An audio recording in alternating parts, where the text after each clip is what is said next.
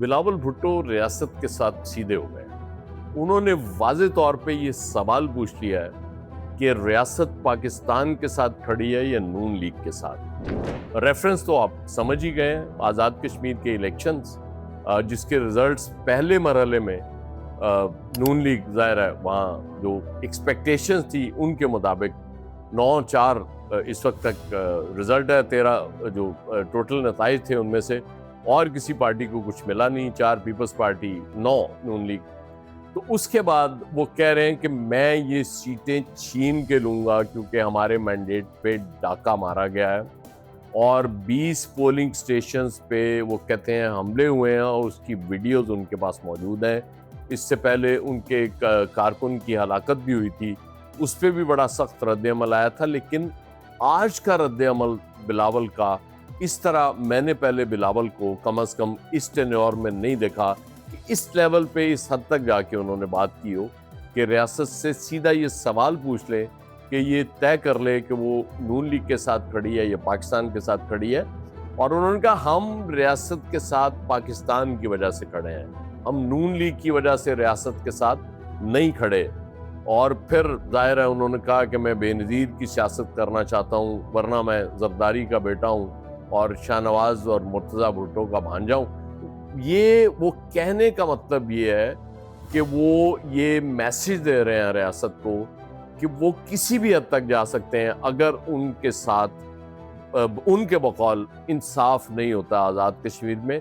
और वो दूसरे मरहले में कह रहे हैं कि वो छीन के सीटें लेंगे और ये सबको पता है कि ये वो मरहला है दूसरा जिसमें महाजरीन की सीटें हैं। और इसी पे सबसे बड़ा फटा है जो पीपल्स पार्टी भी दूसरी तरफ खड़ी थी।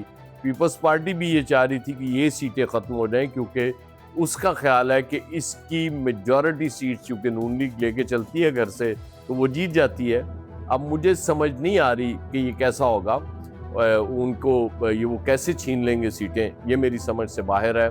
और अगर वो हार जाते हैं दूसरा मरहला भी, फिर उनका लाहमल क्या होगा, क्योंकि जितना सख्त बयान बिलावल ने पहले मरहले के ख़त्म होने पे दिया है उससे आगे क्या है। क्या वो फिर कोई बगावत का ऐलान करेंगे, सड़कों पे निकलने का क्या करेंगे, ये सबसे इम्पोर्टेंट सवाल रहेगा जब तक ये अब दूसरा मरहला मुकम्मल नहीं होता। आज़ाद कश्मीर में उनका जो सबसे बड़ा इस्तदलाल है वो कह रहे हैं चौधरी यासीन, उनको आबाई हल्के में हरा दिया गया और शायद की वो सीट जीत गए।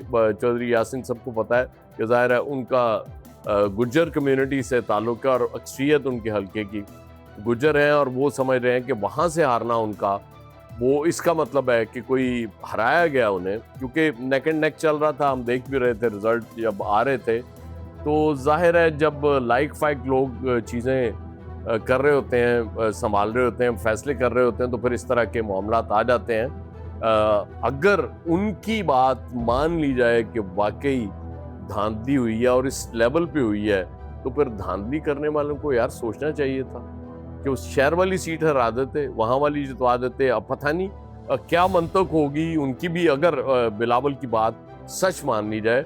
बहरहाल देखना ये पड़ेगा कि बिलावल अब किस लेवल तक इसके बाद जाएंगे, क्योंकि बज़ाहिर दूसरा मरहला नून लीग की विक्ट्री पे ख़त्म होता मुझे नज़र आ रहा है। और अगर इस तरह का रिज़ल्ट आता है तो फिर बिलावल कहाँ खड़े होंगे, किस हद तक जाएंगे, क्योंकि रियासत को अगर वो चैलेंज कर रहे हैं तो फिर देखना ये है कि वो किस हद तक चैलेंज कर पाएंगे, क्या किस हद तक उनमें सकत है, ताकत है, ये देखना बड़ा ज़रूरी है। लेकिन इसके लिए आपको और मुझे इंतज़ार करना पड़ेगा। तो आइए इंतज़ार करते हैं।